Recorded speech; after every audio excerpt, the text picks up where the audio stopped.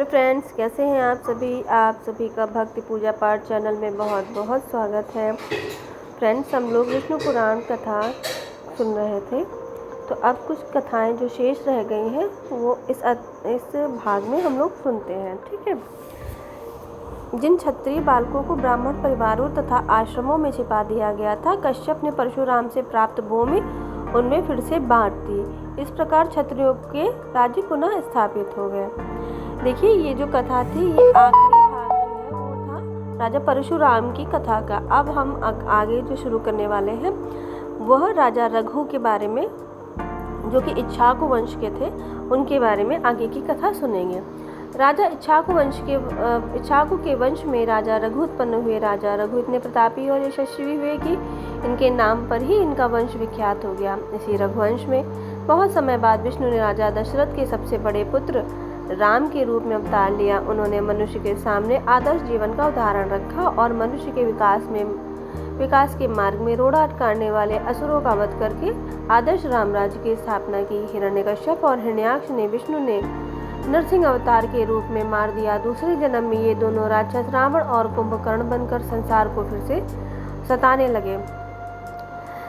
रावण ने भारी तपस्या कर ब्रह्मा से ये वरदान मांगा कि देवता, यक्ष, गंधर्व आदि कोई भी उसे मार न सके, पर वह मृत्यु के खतरे से निश्चिंत होने के कारण बहुत अहंकारी हो गया और मनुष्य पर अत्याचार ढाने लगा।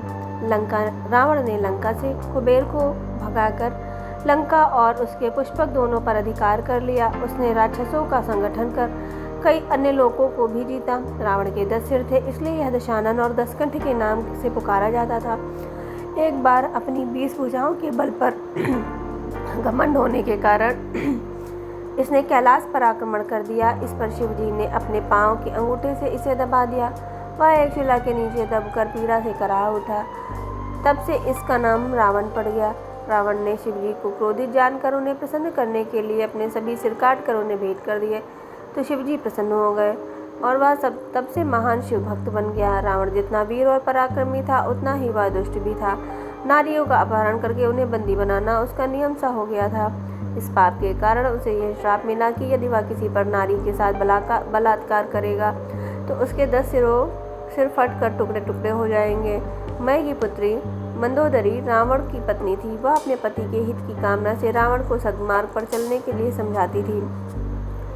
उसका भाई विभीषण भी उसे पाप कर्म से हटाने का प्रयास करता था, किंतु रावण किसी की परवाह नहीं करता और दुष्टता से बाज नहीं आता।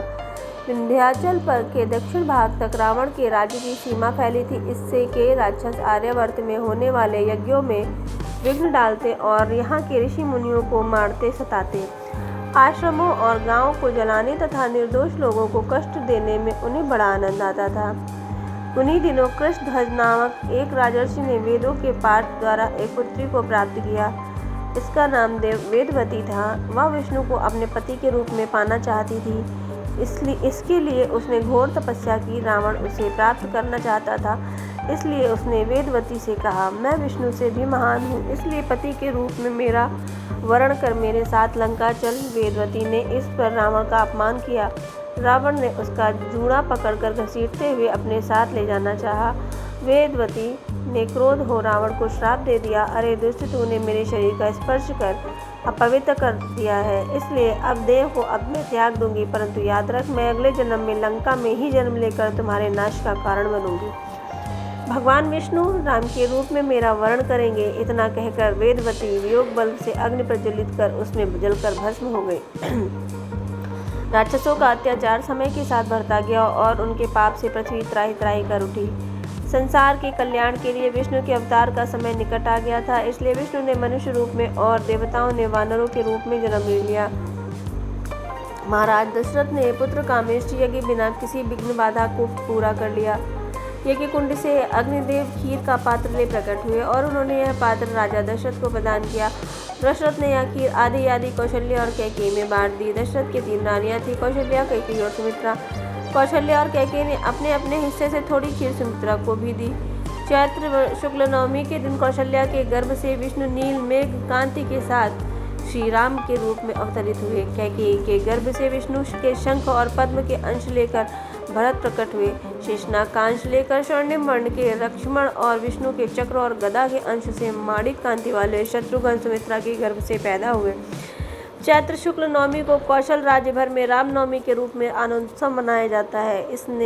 इतने में तीसरा चैत्र आ पड़ा। अयोध्या नगर में चक्रवर्ती दशरथ के ज्येष्ठ पुत्र का जन्म बड़ी धूमधाम से मनाया गया। चैत्र पूर्णिमा की दुधिया चांदनी रात में दशरथ अपने महल में अपनी रानियों, चारों पुत्रों, मंत्री सुमंत्री, राजबंधुओं और अंतरंग सखा भद्र के साथ मिष्ठान भोज करने लगे। कौशल्या राम को गोद में लिए चंद्रमा को दिखाते हुए खिलाने लगी। राम चांद को लेने की जिद करने लगे और उसके लिए रोने लगे। उन्होंने कई प्रकार से मनाया, फिर भी उन्होंने रोना नहीं बंद किया। इस पर सुमंत्र ने एक आईना मंगवाया और उसमें चांद का बिंब दिखाया। तब राम प्रसन्नता के मारे उस आईने में चंद्र को अपने को देखते रामचंद्र कहकर अपने नन्हे हाथों से तालियां बजाने लगे। उस दिन से वे रामचंद्र कहलाए। इसके बाद भद्र ने राम को गोद में लेकर आईने में दिखाते हुए पूछा, अब तो बताओ। तब राम ने उत्तर दिया, राम भद्र, इसलिए वे रामभद्र कहलाए। तभी लक्ष्मण, भरत, शत्रुघ्न रामचंद्र के पास आकर खड़े हो गए। आईने में चांद का बिंब छत्र जैसा दिखाई पड़ रहा था और पूरा दृश्य रामचंद्र के राज्याभिषेक जैसा प्रतीत हो रहा था। दशरथ के आनंद की कोई सीमा ही न रही। तीनों माताएं फूली न समाई। राजकुमार धीरे धीरे बढ़ने लगे। लक्ष्मण छाया की भांति सदा रामचंद्र के पीछे लगे रहते। उनके पीछे पीछे भरत और शत्रुघ्न जुड़े भाई के समान एक साथ खेलते हुए चलते हुए। वैसे वे चार भाई थे, पर वे सब मिलकर एक संपूर्ण रूप में दिखाई देते। चारों राजकुमारों ने ब्रह्मार्ष वशिष्ठ की सारी विद्याएं सीख ली थी। रामचंद्र जी ने छोटी अवस्था में ही समस्त शास्त्र, वेद, वेदांग, धर्मसूत्र, योग, रहस्य आदि का ज्ञान प्राप्त कर लिया। वशिष्ठ ने एक दिन रामचंद्र को समझाते हुए, रामचंद्र, तुम्हारे वंश का मूल पुरुष सूर्य है। तुम रविराम के हो, इक्ष्वाकु वंश के सिरमौर हो। तुम्हारे परदादा महात्मा रघु बड़े यशस्वी थे। तुम रघुकुल के चंद्र हो, रघुराम हो। महर्षि सूत नैमिषारण्य के मुनियों को जब रामचंद्र का प्रसंग सुना रहे थे तो मुनियों ने इनके पूर्वजों का इतिहास विस्तार से जानना चाहा। तब महर्षि सूत ने उसे इस प्रकार सुनाया।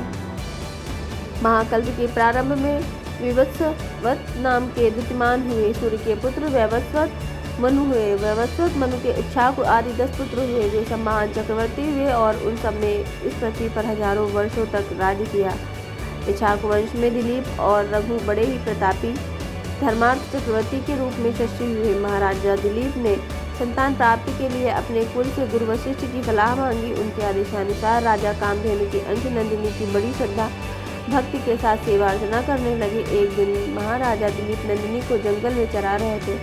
नंदिनी चढ़ते चढ़ते गुफा में चली गई। उस गुफा में एक सिंह था। उस सिंह ने नंदिनी को पकड़ लिया। दिलीप ने सिंह पर बाण चलाना चाहा, किंतु उसका हाथ रुक गया। सिंह ने कहा, हे राजन, यह गाय मेरे लिए आहार बनकर आई है। आपका मुझे मारना अधर्म होगा, इसलिए आपके हाथ रुक गए। इस पर दिलीप ने कहा, तुम नंदिनी के बदले मुझे खा लो, किंतु इसे छोड़ दो। राजा के मुख से उत्तर पाकर सिंह अदृश्य हो गया। नंदिनी राजा दिलीप की भक्ति पर प्रसन्न होकर बोली, महाराज, मैंने ही माया से आपको यह दृश्य दिखाया। मैं आपकी भक्ति की परीक्षा ले रही थी। आप उस परीक्षा में सफल निकले। नंदिनी ने राजा को संतान प्राप्ति का वरदान दिया। महाराजा दिलीप के पुत्र महाराजा रघु हुए। ये दानवीर के रूप में विख्यात हुए। एक बार एक तपस्वी के अतिथि बनकर आए। उनके मन की कामना को भांप कर राजा और रानी अपनी रानी को उस तपस्वी के आश्रम में छोड़ आए। तपस्वी ने अपनी गलती मानकर बड़ा पश्चाताप किया और भक्तिपूर्वक रानी के चरण स्पर्श कर राजमहल भिजवा दिया। महाराजा रघु ने एक बार दान में दी हुई चीज को वापस लेने से इनकार कर दिया। इस पर रानी ने राजा से निवेदन किया कि इससे अच्छा यह है कि आप मेरा सिर काट लें। इस पर रघु ने सचमुच रानी का सिर काटने के लिए तलवार चला दी, किंतु यह क्या तलवार सिर से स्पर्श करते हुए फूल बनकर बिखर गई। देवताओं ने उस राज दंपति की निष्ठा और कर्तव्य परायणता पर प्रश्न होकर उन पर फूलों की वृष्टि की। महाराजा रघु ने अपनी सारी संपत्ति दान कर दी और जब धन न रहा तब कुबेर के पास गए।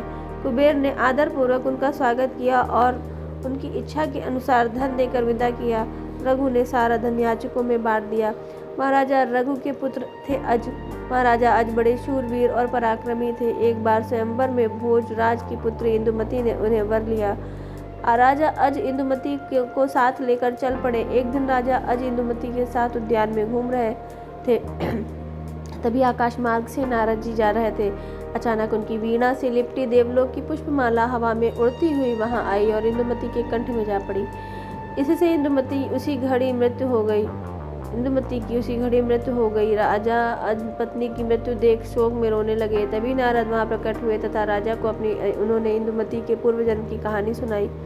एक बार तृणविंद ऋषि की तपस्या भंग करने के लिए इंद्र ने हिरणी नामक अप्सरा को भेजा था। इस पर ऋषि ने हरिणी को मानवी जन्म का श्राप दे दिया। हरिणी के अनुरोध करने पर ऋषि ने श्राप से छूटने का उपाय भी बता दिया। स्वर्ग की पुष्पमाला के उसके कंठ में पड़ते ही इंदुमती को सुरबाला होने की याद आ गई, इसलिए वह देवलोक वापस चली गई। राजा अजय के पुत्र थे दशरथ। वे देवासुर संग्राम में देवताओं की सहायता करने के लिए जाया करते थे। एक बार वे इंद्र की सहायता करने के लिए शंभरासुर से युद्ध करने चल पड़े। राजा दशरथ के साथ कैकेयी भी युद्ध में चली गई। युद्ध करते समय दशरथ के रथ का पहिया निकला जा रहा था। कैकेयी ने अपनी उंगली को धुरी में डालकर पहिए को रथ से निकलने से बचा लिया। रानी की वीरता से प्रसन्न होकर राजा दशरथ ने उसे 2 वर देने का वचन दिया, पर कैकेयी ने कहा कि समय आने पर मैं अवश्य मांग लूंगी। राजा दशरथ जब वेदी बाण चलाने में दक्ष हो गए, एक बार ये प्रजा की फसलों को नष्ट करने वाले जंगली हाथियों का शिकार करने निकले। तभी उस अंधेरी रात में श्रवण कुमार अपने प्यासे माता पिता के लिए कमंडल से जल लेने एक जलाशय पर गए थे। जल लेने की आवाज़ सुनकर राजा दशरथ को शक हुआ कि फसल नष्ट करने वाले हाथी जलाशय पर पानी पी रहे हैं। दशरथ ने तुरंत आवाज़ की दिशा में तीर छोड़ दिया। ठीक तीर निशाने पर लगा और श्रवण कुमार घायल होकर चीखने तड़पने लगे। श्रवण कुमार की चीख सुनकर राजा दशरथ चौंक गए और शीघ्र दौड़कर उसके पास पहुंचे। मरते हुए श्रवण कुमार ने दशरथ से अपने प्यासे माता पिता को जाकर जल पिलाने का अनुरोध किया। उन्होंने पहले जल पिलाया, फिर दुर्घटना की सारी कहानी सुनाई। पुत्र शोक में बिलखते हुए श्रवण कुमार के माता पिता ने श्राप देते हुए कहा, हे दशरथ, आप भी मेरे ही समान पुत्र के शोक में अपने प्राण छोड़ेंगे। इतना कहकर मुनि दंपति ने अपने प्राण त्याग दिए। सूर्यवंशी राजाओं में शरणागत की रक्षा के लिए राजा शिवी विशेष रूप से विख्यात हुए। राजा शिवी की परीक्षा लेने के लिए इंद्र कबूतर तथा अग्निदेव बाज बनकर उनके पास गए। बाज कबूतर पर झपट रहा था और कबूतर रक्षा के लिए शरण ढूंढ रहा था। तभी कबूतर शरण लेने के लिए राजा शिवी की जांघ पर बैठ गया। राजा शिवी ने उसे रक्षा का वचन देते हुए बाज से कहा, कबूतर अपनी प्राण रक्षा के लिए मेरी शरण में आया है, अतः इसकी रक्षा करना मेरा धर्म है, लेकिन साथ ही मैं तुम्हारा आहार छीनना नहीं चाहता। इसलिए हे बाज, तुम इस कबूतर के वजन के बराबर मेरी जांघ का मांस खा लो। बाज ने राजा शिवी की बात मान ली। तराजू मंगाया गया। एक पलड़े पर कबूतर बैठ गया और दूसरे पलड़े पर राजा शिवी अपनी जांघ का मांस काट कर चढ़ाने लगे। दोनों ही जांघों का मांस का चढ़ाने पर भी कबूतर का वजन भारी ही रहा। तब राजा शिवी ने तराजू पर अपनी पूरी देह चढ़ा दी। राजा शिवी के त्याग और दानवीरता से प्रसन्न हो इंद्र और अग्नि अपने असली रूप में आ गए और उन्होंने अनेक वर दिए। क्षत्रिय होकर भी घोर तपस्या के द्वारा राजा वशिष्ठ के समान ही ब्रह्मर्षि पद पाने वाले विश्वामित्र भी सूर्यवंश के एक समय बड़े प्रतापी राजा थे। इस वंश में महान राजर्षि परम विष्णु भक्त राजा अम्बरीश हुए। लक्ष्मी स्वयं इनके घर में इनकी पुत्री के रूप में अवतरित हुई। इनका नाम पड़ा श्रीमती। श्रीमती बचपन से ही विष्णु को अपना पति मानकर इनकी आराधना करने लगी। अपने मोहक रूप और सौंदर्य के लिए वह तीनों लोकों में प्रसिद्ध थी। श्रीमती का जन्म एक विशेष उद्देश्य को लेकर हुआ था। देवर्षि नारद को यह गर्व हो गया कि मैं मोह माया से परे हूँ, मुझ पर इसका कोई प्रभाव नहीं पड़ सकता। एक बार नारद ने अपने इस गर्व की चर्चा पर्वत नामक एक ऋषि से भी की थी।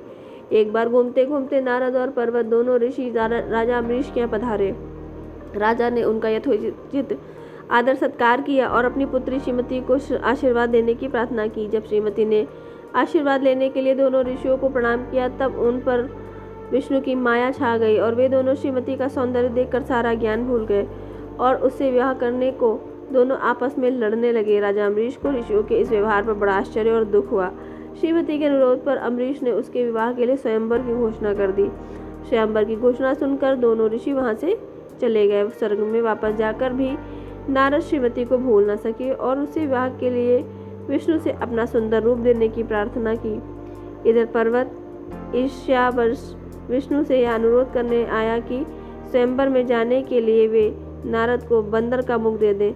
विष्णु ने पर्वत की यह बात मान ली और उन्हें बंदर का मुख दे दिया।